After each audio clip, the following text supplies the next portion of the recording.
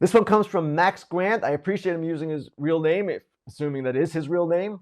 He says, which team are you now starting to worry about after their start to the season? I'll tell you which team I'm worried about. And I know a lot of people in baseball believe this team is going to be just fine, but I'm worried about the Cardinals. And they're already 6.5 games back. That's not that big a deal. It's the Pirates in first place. They can come back. But the Cardinals, a team that we expected would have rotation problems, have only 3 quality starts the whole season. Their offense has not been as good as I thought it would be and as I think it will be. Their bullpen has been somewhat shaky as well, but it's the rotation that is the biggest issue.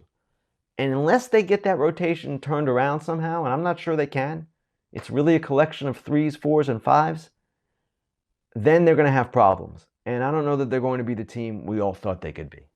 Next question comes from Brandon Warren. Is it possible for 5 AL East teams to finish above 500? This is a great question, Brandon, because it's never happened. Not since the realignment in 1993. Never seen 5 teams in any division finish over 500. We've had some close calls. In fact, the AL East last year was a relatively close call. 4 teams over 500, the Red Sox at 78 and 84. So this year, can all 5 in that division finish above 500? Finish with winning records? I tend to doubt it. I don't see the Red Sox being quite that good, though they've played better of late. But here's the wrinkle that comes into play. The unbalanced schedule is no more. It's more balanced now. It's not completely balanced, but it's more balanced. So the AL East teams won't spend as much time beating up on each other. They're not playing each other 19 times. They're playing each other 13 times.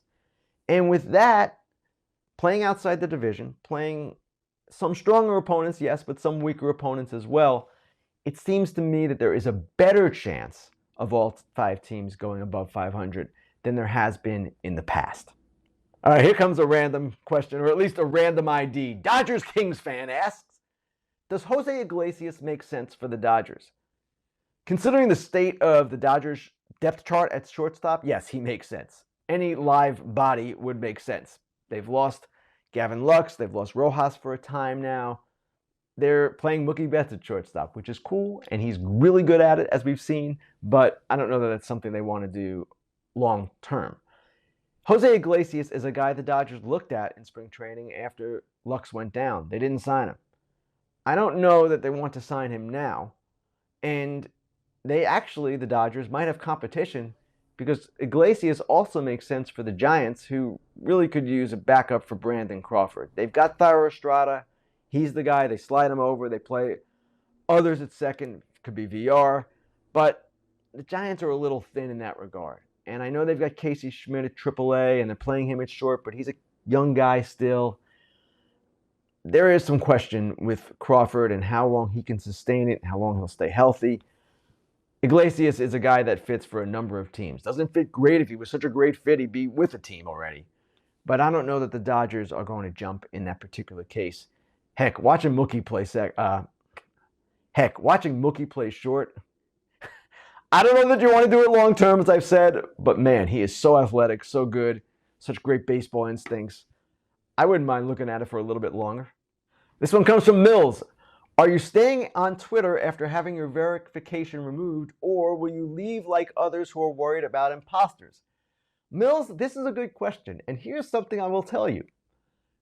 Yesterday, I get a text message from my son who says, hey, what are you doing? You paying for the blue check mark? I said, no, I'm not paying for the blue check mark. He goes, well, you have one. So I guess Elon Musk taketh away and Elon Musk giveth back, at least with regard to my blue check mark. I have no idea whether it will stay there or not. But to answer the question, yes, I am staying on Twitter. I will stay on as long as it's a viable way to communicate with fans. The moment it becomes not viable, then obviously I'll have to think of something else. And I haven't given it much thought, to be honest. I know Twitter's having major problems, but it's still working, at least from my perspective. So I'm going to stay with it. And I guess I need to thank Elon for the free blue check mark, which once he sees this, and I'm sure he's watching, he'll almost certainly take away.